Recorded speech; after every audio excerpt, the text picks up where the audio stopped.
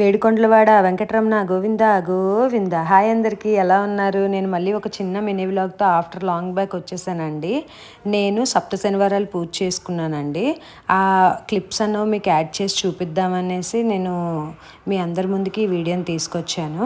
ఈ పూజ చేసుకుంటే కోరికలు పక్కన పెడితే మనశ్శాంతిగా ఉంటుందండి. ఖచ్చితంగా పాసిబిలిటీ ఉన్నంత వరకు అందరూ చేసుకోవడానికి ట్రై చేయండి.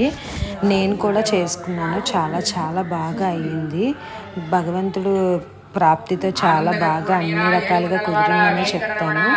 అదంతా పక్కన పెడితే మా ఫ్లోర్లో అంటే మా అపార్ట్మెంట్లో వాళ్ళు నాకు చాలా బాగా హెల్ప్ చేశారు. మా ఆపోజిట్ ఆంటీ వాళ్ళు అందరూ కూడా చాలా చాలా బాగా హెల్ప్ చేశారు.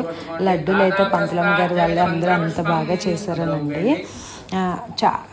ఏడు రకాలు, ఏడో వారం అయితే అన్ని రకాలు ఏడేసి ఉండాలండి.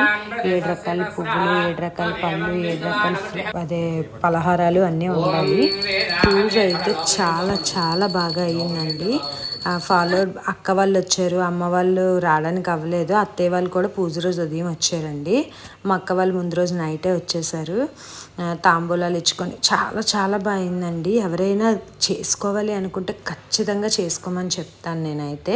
ఎవరికైనా దీనికోసం డీటెయిల్గా కావాలంటే నాకు చెప్పండి, డిఎం చేయండి, నేను వాళ్ళకి ఖచ్చితంగా షేర్ చేస్తాను. ఏ విధమైన డీటెయిల్స్ అన్నా నేను ఇస్తాను. పంతులు గారు నాకు చాలా క్లియర్గా చెప్పారండి. ఎవరికి అవకాశం ఉంటే వాళ్ళకి ఆ విధంగా చేసుకోండి. ఇలా చేసుకోవాలని అయితే ఏ బుక్కులోని ఏ కథలోని ఎవ్వరు చెప్పలేదండి. కానీ చేసుకుంటే మాత్రం మనం అనుకున్నదే కాదు, భగవంతుని ప్రాప్తితో అన్నీ జరుగుతాయని మనస్ఫూర్తిగా నమ్ముతున్నాను. Bye bye.